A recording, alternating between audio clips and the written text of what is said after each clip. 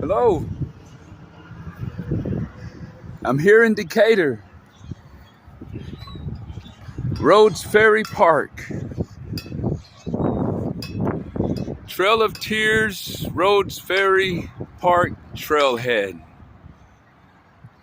From here, I'll be going to Muscle Shoals and there.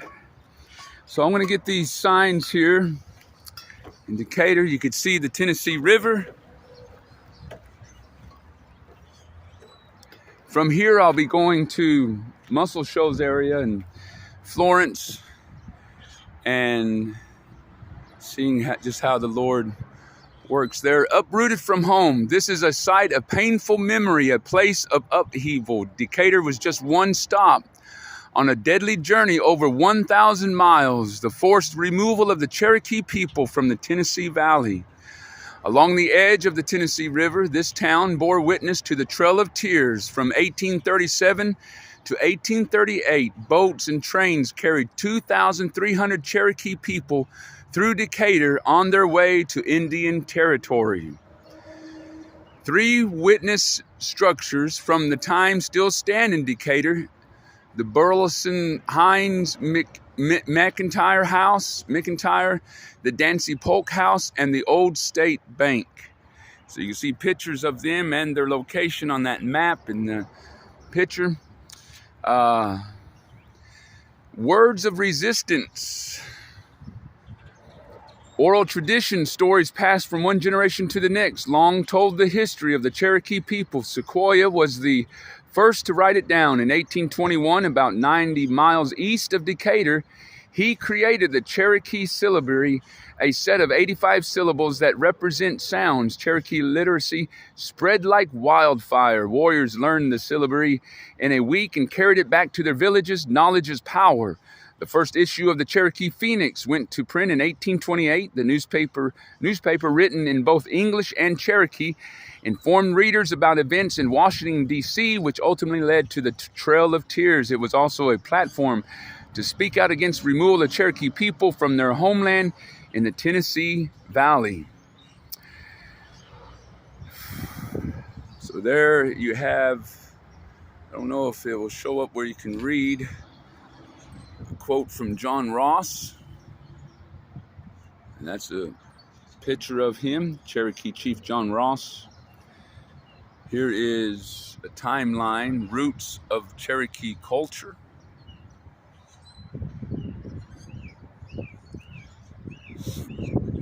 It starts with Chief Doublehead.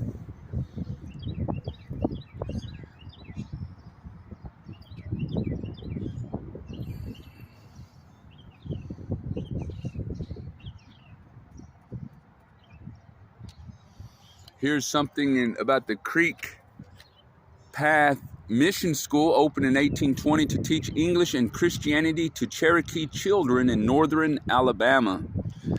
So I'm going to walk over here to the historical sign and get these signs. Here's the hard nut to crack, the battle for Decatur. Captain, we've got it at last. The charge of the 14th U.S. Colored Infantry.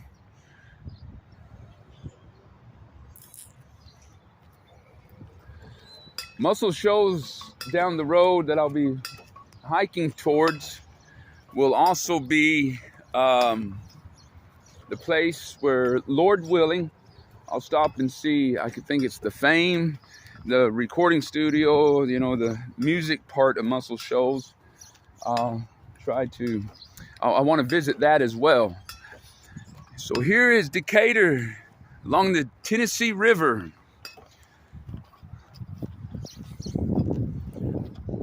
Beginning to head west on the Trail of Tears, Cherokee Trail of Tears. Of the various detachments that removed the Cherokee people from their homelands in the southeastern United States, 3 of them landed in Decatur at what became Rhodes Ferry Park.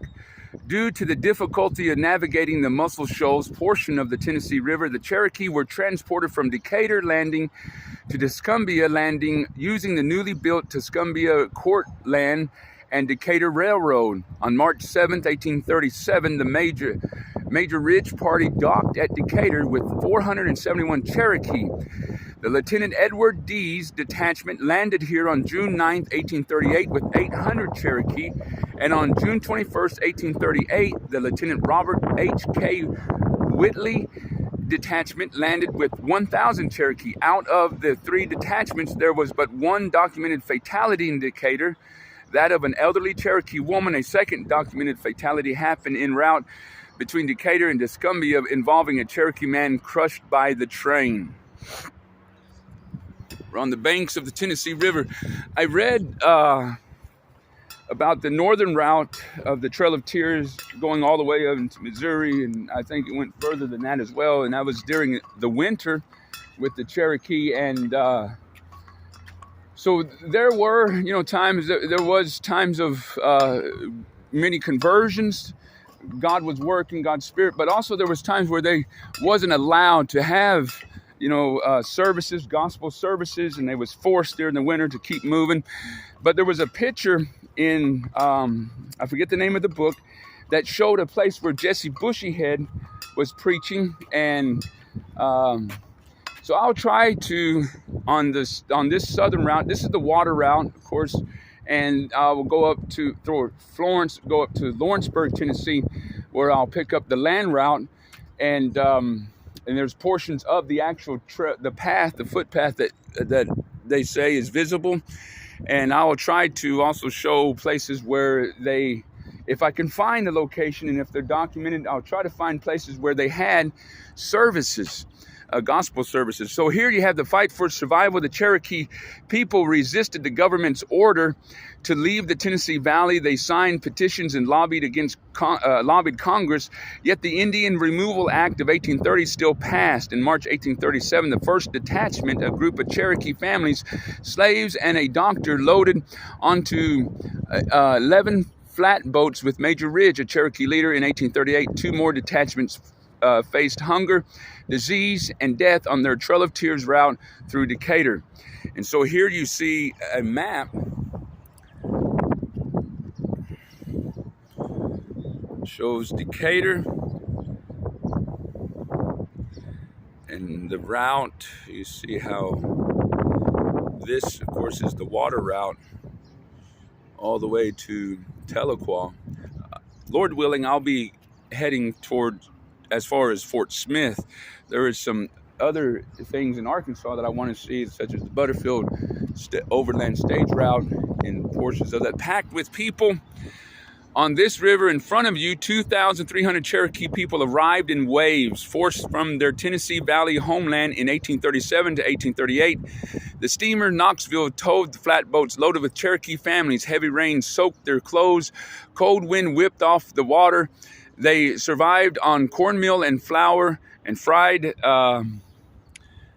in bacon grease. Once docked here at Decatur, landing, the Cherokee boarded cramped train cars. Their journey continued west along the rails. There's a map that shows you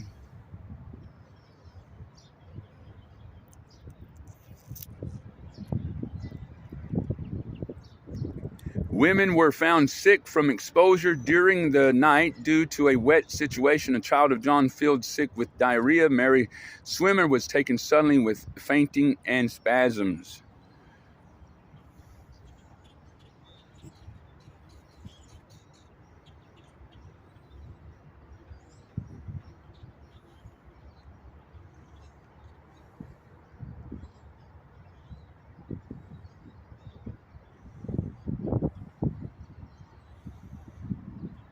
Maybe in Muscle Shoals there will be markers that talk and describe about the creek removal. And so on an earlier video I mentioned, talking about the Trail of Tears. I'm learning as I'm going, and I want to learn as I hike and visit the actual locations and places.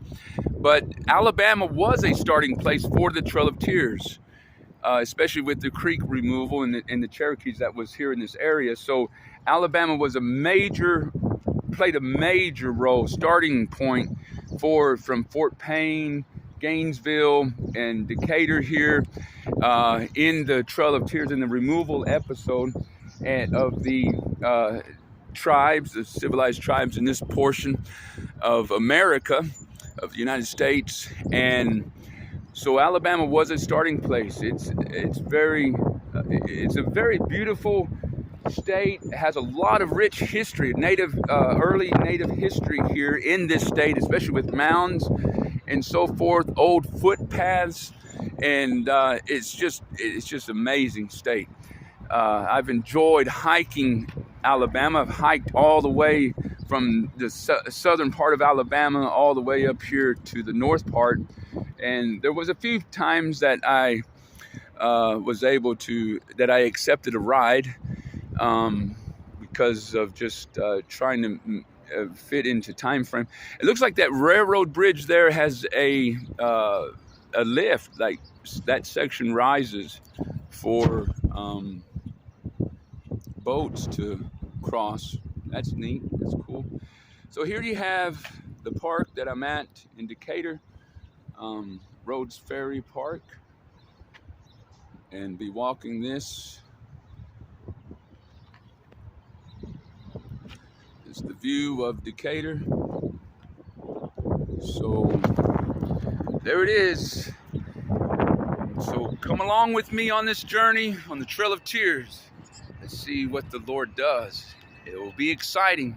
I'm looking forward to it. And all the way to Fort Smith is the destination, Lord willing.